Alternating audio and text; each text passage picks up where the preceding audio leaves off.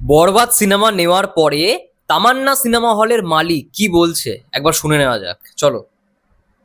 আর আমার লাইফে আমি যত ছবি চালাইছি এই ছবিতে ইদানিং যে আপনার 2024 সালের মধ্যে এইরকম সুপার হিট ছবি বরবাদ সুপার হিট ছবি আমি আর দেখিনি।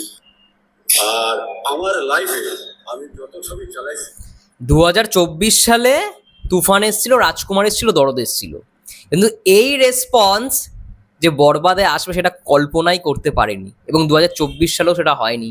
বরবাদ সেটা করে দেখালো।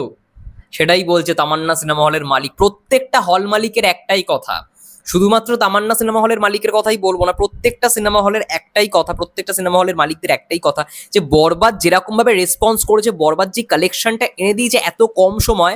আমি তোমাদের একটা কথা বলি, রিসেন্টলি গতকালকে একজন সাকিব ভাইয়া মানে সাকিবিয়ান ভাই আমাকে মানে ভয়েস মেল করেছিল, ভয়েস মেসেজ হোয়াটসঅ্যাপে।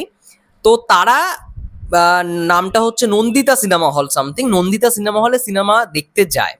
তো তারা হল মালিকের সঙ্গে কথা বলে যে কত টাকা দিয়ে রেন্টাল নেন আপনি। নন্দিতা সিনেমা হলের মালিক বলেন নাকি 12 লক্ষ টাকা দিয়ে রেন্টাল নেয়, এবং সেটা নাকি 3 দিনেই বলতে গেলে 80 to 90% রিকভার করে ফেলেন তিনি।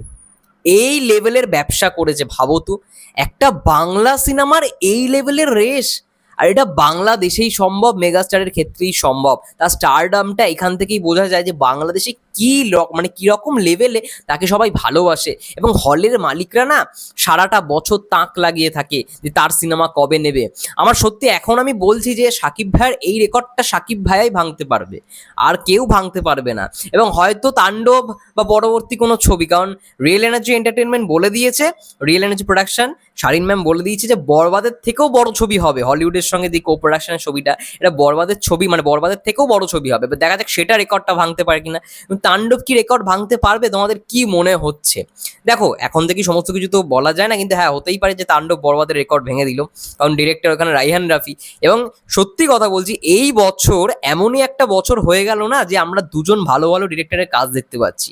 এবং শাকিব খানের হাত ধরে কোথাও গিয়ে, অবশ্যই রায়ান রাফির তো তার নিজস্ব একটা ইয়ে ছিল, কিন্তু মেহেদী হাসান হৃদয়কে সবাই বলছে দি মেগাস্টার ডিরেক্টর, দি সুপারস্টার ডিরেক্টর মেহেদী হাসান হৃদয়। তার প্রথম সিনেমার যে ক্যালমা, তার প্রথম সিনেমার যে কারিশমা, এরকম ভাবে তিনি ব্লোন আউট করলো। সবাই না বলছে একটাই কথা যে আমরা সবাই আউটস্ট্যান্ডিং একটা সিনেমা দেখলাম, আমরা হলিউডের সাউথের সঙ্গে কম্প্যারিজন করা একটা বাংলা ছবি দেখলাম।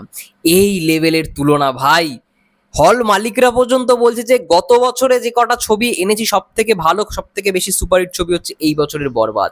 তারা পর্যন্ত বলছে, তামান্না সিনেমা হলের মালিক তোমাদের দেখিয়ে দিলাম, এই কথাটাই বললো। তো এই লেভেলের রেসপন্স হবে এটা আগে কেউ আমরা কিন্তু আন্দাজ করতে পারি না। হ্যাঁ, এটা ভেবেছিলাম বরবাদ একটা কালেকশন করবে, কিন্তু এত কম সময়, ম্যাটারটা হচ্ছে এইখানে, এত কম সময় এরকম আয় প্রিয়তমাও করেনি, তুফানও করেনি। ভাবো, প্রিয়তমা 10 দিনে আই থিঙ্ক 10 কোটি সামথিং ব্যবসা করেছিল, পার ডে 1 কোটি। সেই জায়গায় বরবাদ পার ডে 3 থেকে 4 কোটির ওপরে ব্যবসা করছে, মানে 3 কোটির ওপরে, আবার 4 কোটির ওপরে। এখনো পর্যন্ত বরবাদের ব্যবসা 23 কোটির ওপর, 23.5 কোটি, 23,54,00,000 টাকা। ভাবো তো, 23 কোটির ওপরে মাত্র 6 দিনের ব্যবসা। ওরে বাবা, কেউ কল্পনা করতে পারে আজকের ডেটে দাঁড়িয়ে? কিন্তু মেগাস্টার সেটার প্রমাণ। মেগাস্টারের সিনেমা মানে সেটা করবে, এটা আরো একবার মেগাস্টার গ্যারেন্টি দিয়ে বুঝিয়ে দিল। যাই হোক, তোমাদের কি মন্তব্য কমেন্ট করে জানাও। ততক্ষণের জন্য সবাই ভালো থেকে সুস্থ থেকো, দেখা হচ্ছে নেক্সট ভিডিও।